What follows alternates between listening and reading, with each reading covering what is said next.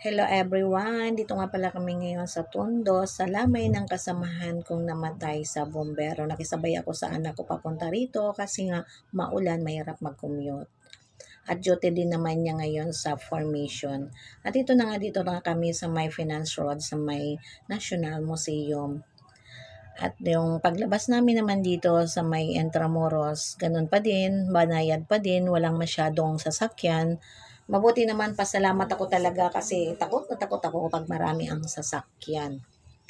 At lalo na yung mga truck na yan, na sana'y mabalik yung dati dahil nanalo naman ang ating Yorme, naway mabalik yung line ng mga truck na mayroon lang silang line sa kalsada talaga na doon lang sila para naman yung mga ibang sasakyan ay hindi masyadong nahihirapan. At may iwasan na din yung traffic lalo na yung mga nagtatrabaho. Malapit na rin kami sa may Delpan. Malapit na kami dito sa may Pier South. Kaya ito, sabi ko sa anak ko, magdahan-dahan lang tayo. At mabuti nga naman kasi pag alis namin, pinatila lang namin yung ulan. At ayun, nakisama talaga ang panahon. Dahil nga nakamotor lang kami, wala kaming mga baon na kaputi kundi payong. At ang hirap naman ng payong habang tumatakbo yung motor, di ba? Kaya ito, dito na kami sa may Pier South, guys.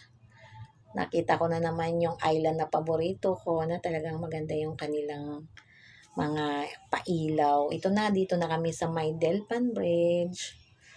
At nakikita ko na bandang dulo na marami-rami na din ang sasakyan. Ayun na, parang yung kaba ko talagang grabe.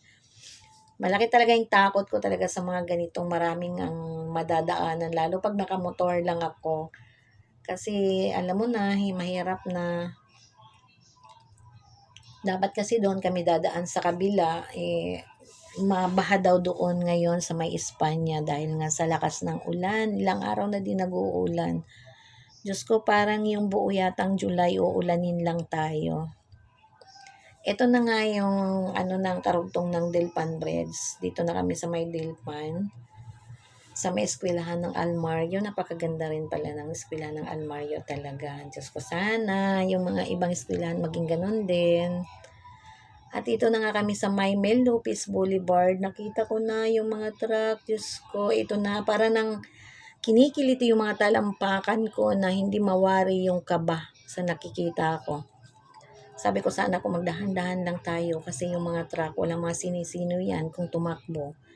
At ito na nga kasi medyo naabala din yung iba kasi nga di ba ginagawa na rin yung Skyway dito sa may Mel Lopez Boulevard.